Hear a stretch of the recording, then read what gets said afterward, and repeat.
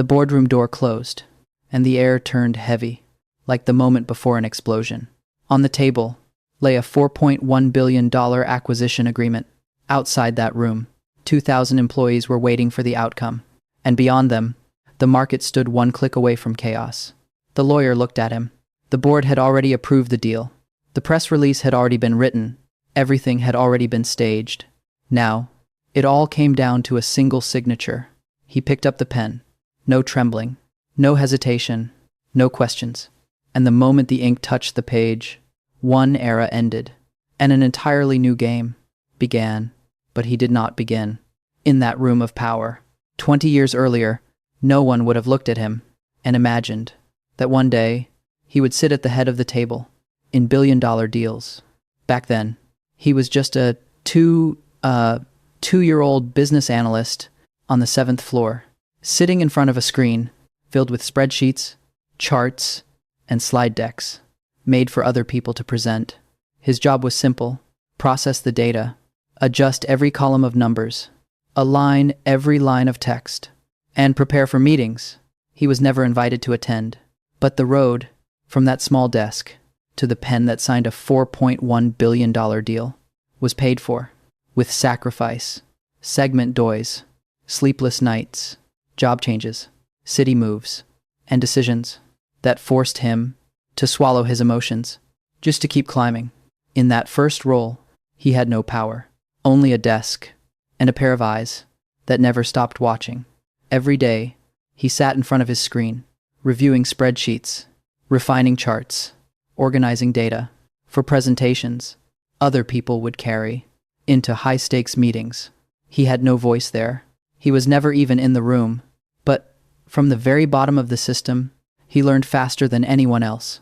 He noticed who walked in first, who was heard first, and who could make the entire room uneasy without saying a word. And from that, he came to understand something most young people never see. In this world, hard work alone is not enough. Talent alone is not enough either. To move up, you have to understand the rules. You have to see what the system is actually rewarding, not what people say it rewards, not what the company handbook says, what it really rewards. And once he understood that, he stopped thinking like an employee. He started thinking like someone learning the architecture of power. That was the first shift. Invisible, quiet, but irreversible. Segment trees. Then he stepped onto the first rung of power, management. For the first time, other people had to work for him, report to him, and wait for his decisions. He was no longer just observing the system. He was beginning to shape it. Meetings grew shorter. He spoke less, but every word he said carried more weight. Profit targets pressed down on every department. And then one day, he had to sign off on letting an employee go. On paper, everything was justified. The numbers made sense. The reasons were clear. The process was complete. He remained professional, direct, fair by every corporate standard. But when the meeting ended, he understood something cold. Power never feels the way victory does. That night, what stayed with him was not satisfaction. It was relief. A chilling kind of relief. And that was the first time he realized that to keep moving forward, sometimes a person has to learn how to step past his own emotions, not destroy them, not deny them, just step past them and keep walking. And once you learn that, you do not go back to who you were before. Segment cuatro. By the time he reached the director level, he was no longer managing small teams of people. He was deciding what parts of the machine to cut, preserve, expand, or shut down. For the first time, one of his decisions no longer affected just a few individuals. It could wipe out an entire factory. In the boardroom, the equation looked clean. Lower costs, higher margins, better numbers overnight. Everyone nodded, almost immediately, as if it were nothing more than simple math. But the one who had to fly there, stand in front of dozens of people, and tell them it was over, was him. There was no applause, no reward, no one to share that burden with him. There were only the eyes of the people who had just lost their jobs, and the silent drive from the factory to the airport. And somewhere on that drive, he realized the most frightening part was not that he had made that decision. It was that he no longer felt the same guilt he once did. That was the moment the system stopped feeling like something around him and started feeling like something inside him. Segment 5. By the time he became a vice president, power no longer came from his title. It came from the way the entire room shifted. The moment he walked in, he was responsible for hundreds of people, signing off on plans that stretched across multiple markets and multiple countries. And he led his first acquisition deal in Europe. His days in Frankfurt were consumed by cross-time zone meetings, mornings that began before the city was awake, nights that ended with the glow of a screen still burning in front of him. The deal was a success. The margins hit their targets. The board was pleased, but by then, he had already learned one ruthless rule: credit always flows upward, mistakes always fall downward. And from that point on, he no longer thought of himself as someone who had already come far. He only felt that he was still not moving fast enough.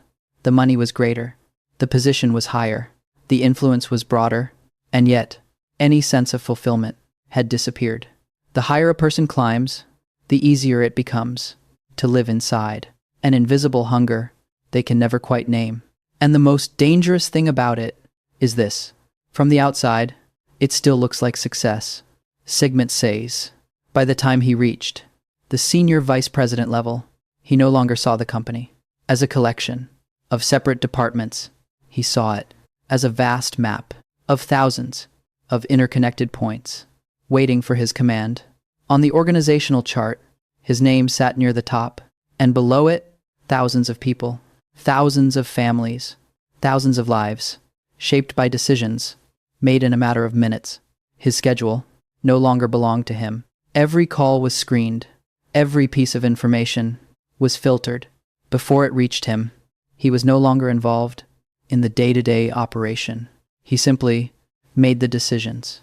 And from that point on, the distance between him and real life began to widen, one flight after another, meals eaten in airports, nights spent in hotels, and slowly, every relationship began to feel colder, more transactional, less human. He was no longer sure whether he was truly happy or simply too focused to notice that he was not. Then came the COO seat, and now he was no longer carrying the weight of one division. He was carrying the heartbeat of the company itself. Once set, every P&L statement landed on his desk first. Every crisis, big or small, demanded an answer. Before the day was over, then came a massive product recall involving millions of units. The press began to sense the crisis. The board was waiting for an overnight report, and he walked into the meeting room with a calm expression, so controlled it felt almost chilling. Within minutes, he set the entire response machine in motion. He contained the chaos before it could turn into disaster. No one saw his hands shake. No one saw the pressure crushing his chest, hour by hour. And from that moment on, he understood that he was no longer simply running a business. He was holding an empire together and keeping it from collapsing. And then came the CEO role. At that level, power is no longer measured by how many people report to you.